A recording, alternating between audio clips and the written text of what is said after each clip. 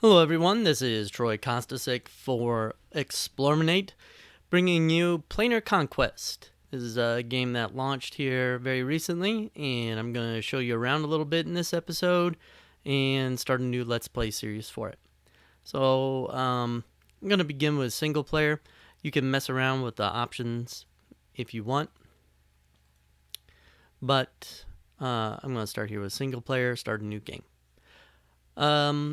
I'm going to give myself a good number of advantages in this game because the AI is pretty good. It's aggressive, it understands how to use its units and its spells, and I want to make sure that I don't get creamed right off the bat. So I'm going to choose Islands here on Prime, 50% coverage. I'm also going to take Paradise, same thing, Islands, 50%. There are 7 planes: fire, water, earth, air, paradise, and shadow. Prime, paradise, and water are probably my favorites. I think fire and shadow are the most difficult. Air isn't all that easy either. I'm going to choose 3 opponents, and I'm going to tone down the difficulty here a little bit. Like I said, the AI is pretty good, and I don't want to get killed right off the bat. So medium world size is about right. Map sizes are pretty reasonable in this game, I feel. I'm going to turn fast movement off. Game speed, leave there. Resources, I'm going to max that out. World features, these are like goodie huts, that sort of things. I'll leave where it is, and neutrals I'm going to reduce. You can always choose to randomize the setup if you want. Alright, once you have that chosen, you're going to move on to the different races you can choose. I'm going to go with Draconians, because all of their units can fly, which means a lot of other units won't be able to attack them outright. They'll be able to counterattack, but not launch an attack, which gives me a real advantage. If you're just starting out, if you're just starting to play, I really recommend the Dark Elves or Grey Elves or maybe the Orcs. They're good ones to start with. They're all pretty powerful. Once you get to know what you're doing, I think the Draconians, Highmen, and Dwarves are all right. I really recommend staying away from the Unhallowed and Myrodance to begin with. They're much more difficult to play, especially the Unhallowed. So wait on these until you really know what you're doing. This time around, I'm going to choose the Draconians, though. Alright, you can either start with a pre-made leader or create your own. I'll just show you around the pre-made ones real quick. They each have their own portrait and their own spell circles, disciplines, which are special abilities. All of them are different and specialize in different things, have different powers and abilities. The pre-made lords tend to have more spell circles and more abilities than the custom-made ones. They're a little bit more powerful because, when you're making a custom one, you can really optimize things the way that you like. But the pre-made ones are nice if you're really not sure what you're doing. You just kind of like the theme of one of these. If you look back at some of my previous Let's Plays for a game called Worlds of Magic, I played against this character. But that's what the pre-made ones look like. But I'm going to go with making my own. Alright, I'm just going to choose one randomly here. Wherever it stops is who I'm going to be, so there we are. I'll start with him and put in my name. Alright. You get a lot of choices here to start with. You get 12 creation points that you can spread out among magic circles or disciplines. Like I said earlier, disciplines are like special abilities that your wizard can do. Spell circles are kind of like in Magic the Gathering or Master of Magic if you played that game. The first 6 are all effect circles. So like destruction, if you choose all of that, you'll have a lot of spells that destroy things. They'll all do about the same thing, but they might target units or buildings or terrain tiles, that sort of thing. But they'll all be pretty close. The last 6 are what are like elemental spheres of magic, and they're all connected by a theme. Like they're all fire spells, but they might be enchantments or destruction spells or summoning spells, things like that. I usually go for a mix. I like augmentation a lot, so I'm going to put 3 circles into that. Earth is another good one. You know, I might do this. Let's do that. I like life. I usually choose 1 summoning because it's good to have a summoning spell. And maybe 2 in biomancy. That leaves me with 2 points. I'm going to take Butcher and Tyrant as negative traits. Butcher means that when I attack a enemy city, it will make me destroy twice as many people. Sorry, had to figure that out. I destroy 100% more population, which means I kill twice as many people. So if normally I would kill 2,000 population, I'll kill 4,000. Tyrant increases the unrest in my cities, and for Draconians, which is the faction I'm playing, that's kind of doubly bad because Draconians tend to have a higher unrest. They don't like the idea of a all-powerful sorcerer lord controlling them. They want to be more individualistic. So with these leftover points, I'm going to select some discipline, some extra abilities. So I think I'll choose an alchemist, which lets me transmute mana into gold and gold into mana very easily. I'll choose enchanter, which makes my enchantment spells cheaper and lowers their upkeep. The research and casting cost of all of them are reduced by 20%, which is great. I really like enchanting my cities, enchanting my units, that sort of thing. Other good ones, Mystic gives you extra mana. Mentor, you start the game with a hero, which is great. A lot of people like that one. Warlord, I think, is one I'm going to choose. My units can gain 2 more levels than usual, which is pretty fantastic. And I think, let's see, what's Enlighten? The plus 5% bonus to experience. That's not bad. I think I'll choose Merchant, which means each citizen, it's every 1,000 citizens, but each unit of population will produce an extra gold. So I think that sounds pretty powerful. So I'll choose that. Once you have all this chosen, and your first time coming through, you might just choose a pre-made lord until you get to learn the game a little bit, because, I mean, this is very complicated. A lot of different choices here. Quite a bit.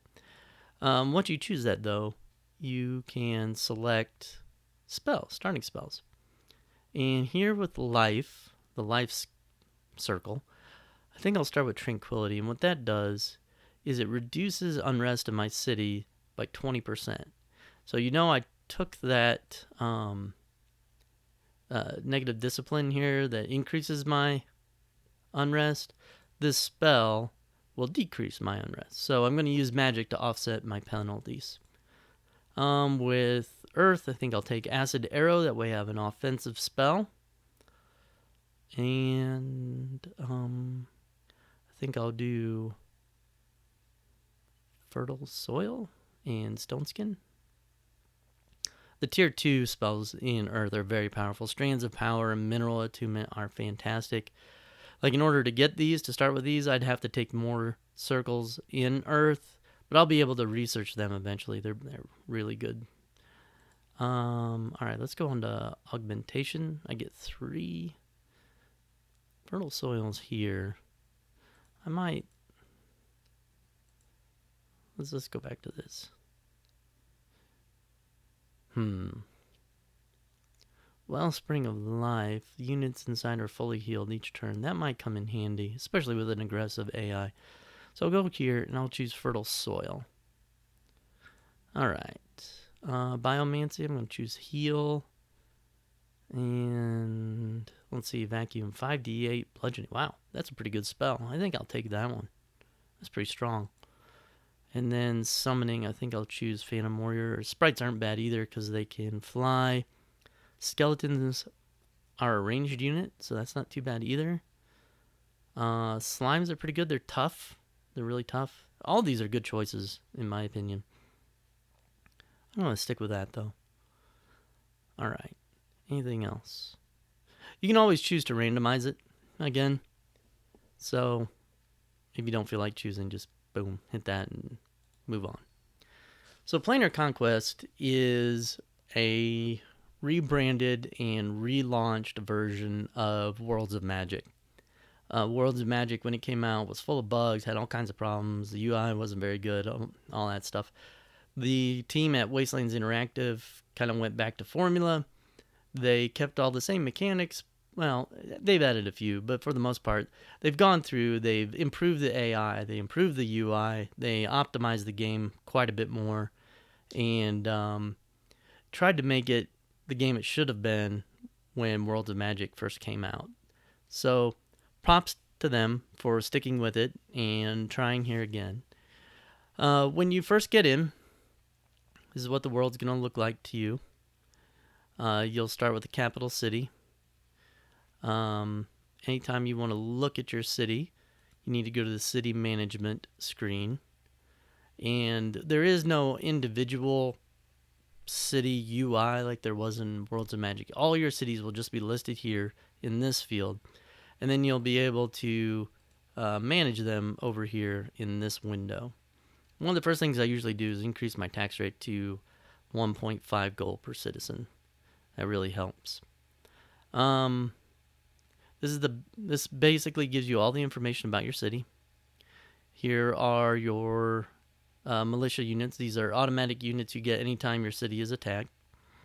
Here are your population, farmers, workers, and sages. Sages help with research, workers build things, farmers add food.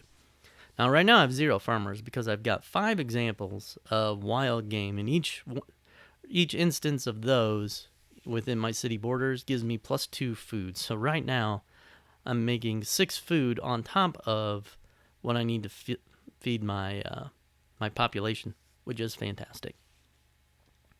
Power is basically how much mana I'm making a turn here in this city. Gold is the amount of gold I'm producing. You can see if I put my tax rate back down, I'm producing less. So obviously I need to do more. Negative energy, if you're the undead, you use this. And research is how many research points my city is providing. It's not that great right now. My production at the moment is 16.56 units. So, like, let's take something like Armory, for instance. It costs 80 to build. It'd be about 5 turns to build that. Am I doing my math right? About 5 turns, yeah, to build an armory. I want to start with a farmer's market and a hall of hunters. Both of these produce food, and that's really what I'm going to need to help grow my population. Draconians are pretty slow as far as population growth goes, and I'm going to add an armory. Their units for the Draconians start off really weak. Like, trackers are not a very good unit. Javelineers are terrible. They're a ranged unit, but their weapons don't do much damage. So you really got to get into the higher tier units in order to succeed with this faction. Hopefully making everything islands gives me enough time to do that. On this page you can see all the stats for your units. In Worlds of Magic, it was all presented to you using D20 stats, and that was really confusing. Now they've changed it to where everything is basically icon based, so it's much easier to tell what your guys can do. So here's their movement, here's their range damage, here's their health, offense, defense, that sort of thing. If they're a magic unit, you can see how much mana they start off with here. Here's their different saving throws, that sort of thing. If they have special skills like being a caster or flying, it'll be here. Perks, this unit is a living unit as opposed to an undead unit. And if you just want to see their basic attacks, here you go. It's 3 to 8 damage or 2 to 7 damage. and this is per figure. Like this unit has 3 figures, so really it's more like 9 to 24 damage on this type. Let's see, what else can I explain here? All right, station units, this is what I start off with. In Worlds of Magic, you'd start off with like the 2 basic units here, 1 trackers, 1 javelineers. In Planar Conquest, they kind of increase that, so now you get to start with 4 units, including a higher tier unit that you can't really even build yet, which is nice. It's great to be able to start with something that's a little bit stronger. That way you can do more stuff. The same sort of thing with buildings. When you started a game with Worlds of Magic, you'd start with a builder's hall and a barracks, I think, maybe a smithy. But after that, you'd have to build, the granary and marketplace and shrine and all that. Well, now you start with all these buildings in your capital. It's a much faster start, get you deeper into the game right away, which is nice because the early part would just kind of grind when you were building these early ones that you have to build in order to get anywhere. And now you can just start playing. So I'm glad that they made that change. It's a very good change. Both these, where you start with more units and more buildings in your capital city, it makes it a lot nicer, easier to do. If you ever need to find a city, just click on your city, click on this little eyeball, and it'll take you right to it. So that's nice. The mirror is basically your info, your character sheet for your wizard. Here's all the different spell circles you took, all the different disciplines you took. Now this will change as you play. Toward the end game, you'll start earning more circles by defeating powerful enemies that are on the world map. And so you might gain some life or some water circles or something like that. And that'll open up new spells. Or you may gain more disciplines, more special abilities here. And those will appear here in this window. So this is not a static thing. This will change throughout the game. Fame. This is a measure of your renown, basically. And the higher your fame, the more heroes and mercenaries will show up on your doorstep asking to join your army. So you want to get that high. This is the diplomacy window. Can't open it yet because I don't have anyone to engage in diplomacy with. But when I get that chance, I'll show you what that's like. This is a spellbook. You can break down your spells, like all your spells, or by effect circles here, or by elemental circles here. This is the arcane spell list. All wizards, no matter what, start with these.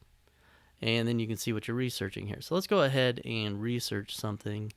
And I said earlier, mineral attunement is good, but I'm not sure that will help me in my current situation because, okay, production income plus 30. Yeah, that'll help no matter what. So let's go ahead and take that. Ooh, acid elemental is nice too. Those are both really good spells. Don't worry about losing them. Some games, like every time you open up your spellbook, it re-randomizes all your spells. Not in Planar Conquest. You'll research this, and then that one will be replaced by a random spell, but all the others will still be there. So if you see something you like and you can't decide, which one should I do, don't worry about it. Just choose one, maybe the one that costs the fewer research points. Choose it, and the others will be there. You can also store spells, like, all right, let's say I want to cast Wizard's Roulette. That'll re-randomize my research book, okay? But I don't need to do it right now because I've got this thing. I want to get that. But maybe after that, I don't like any of these others, so I'm going to want to randomize it. I can go ahead and spend this mana now, and when I'm not under any kind of pressure, just go ahead, cast it, and then save it for later. It'll be an instant cast later. A lot of the AIs will cast the Spell of Return. They'll spend a lot of the early game casting this and then storing it here. So that way, if you beat them and you leave some of their cities behind, they can quickly return to the game and try to get back at you here. So it's not a bad idea to do that. I'm not going to do that. It's 1,000 mana right now. I can't do that. But if I wanted to, I could save spells for later here. Favorites, like the spells you use most, will show up here, and it'll be different both for the world map and for the battle map. So you get 2 different favorite tabs. That's all good. For the most part, to close a window, you click on this X, but you can also right-click outside the little UI here. That didn't used to be able to do that, but they've added that, which is a real nice bonus. So it makes it easier to use. This is the armies management. You can see I only have 1 army right now. Other armies would be listed across this section here. It'll show you all the units, and again, you can just check out all the different things they can do from this window, which is nice. Let's see. Oops. This is crafting. So as I get heroes, I might want to craft gear for them. And over here on the left are all the different types. You can always trash it for mana. This one will show you everything you've got in your inventory, and then you can break it down by type here. I'll just show you an example. Like if I wanted to make some armor, and I might choose studded armor with +2 armor class and mundane resistance, so that's pretty nice. It cost me 930 mana, take me 31 turns to make it. I'm not going to do that right now because I don't have the mana or the time. But that's how it works. And that's pretty nice. You can make some pretty good stuff for your heroes here from that screen. And then finally, you have the magic panel. This controls your 3 different, magical bars. You'll probably recognize this from Master of Magic if you've played that game. Mana income is your mana. That's what you use to cast spells. Research is what you use to obviously research your spells, and spellcraft is like your skill. And the higher your skill is, the more spells you'll be able to cast in a turn. So I really like getting my spellcraft up about as high as I can. I'm not hurting for spells right now here in the early game, so I'm going to kind of reduce my research, and I can lock it here so that way it sticks at 5, and then I can maybe increase spellcraft here like this. Make 7 mana turn 14. Let's move that up to 15. All right. So the way this works is I'll need 60 points to gain 1 level of spellcraft. So in 4 turns, I'll have a spellcraft level of 31 instead of 30. That's pretty nice. Here at alchemy, this changes gold into mana and mana into gold, and I can like put in however much I want, change it into gold, boom. Now I've got more gold. Or I can switch it back, and because I took the alchemy discipline at the beginning, like I didn't lose anything here by doing that. You don't want to play around with this if you don't take the alchemy discipline, because then it takes 2 gold to make 1 mana, or 2 mana to make 1 gold. You'll lose a lot. Casting, this will show you if you're casting a spell currently. Here it is. This is how long it'll take. Here's what you're researching, how many turns that'll take, 39, that's a lot. Crafting, if you're making something, it'll show here. And then if you summon a monster, it'll appear in this city. That's my capital city right here. So you can see that matches up. Enchantments, currently I don't have any enchantments, but once I meet enemy wizards, they'll be here and it'll show me what everybody's doing.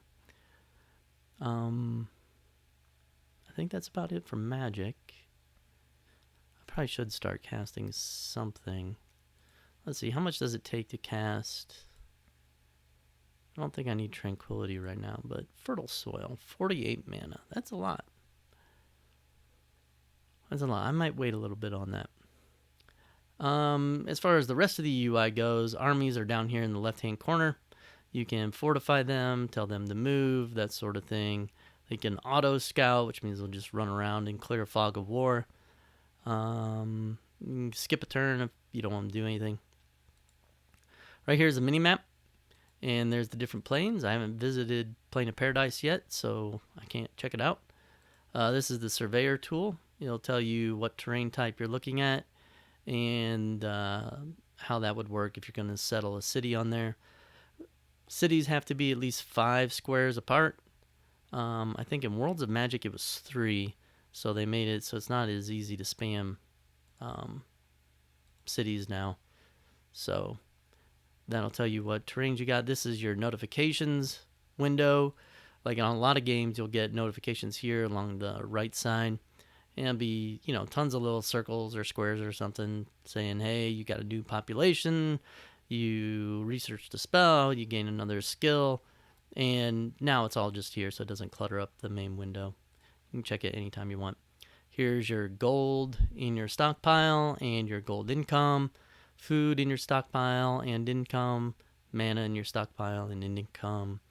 This is your current research points, your overall power, and then what you're putting into, your spellcraft skill is right there. So it's all easy to see. These are all things you'd want to check frequently, and now you don't really have to. They're just up here. If you're ever on a screen and you need some help, you just click that question mark, and it'll give you page after page of things explaining what all the different symbols and all that means. And then here's your options menu. So let's move an army, and then I think I'll end this episode and start playing in the next one. The one thing about the game at the moment that I don't really like is all unit movement is left click select, left click to move, and that's really old school. Most people now do the RTS style where it's left click select, right click move. Hopefully they change that soon. Maybe by the time you even watch this, that'll be changed. I don't know, but that's something I'd really like them to change. So you left click select, left click move, and then you double click it, and then they'll move. All right.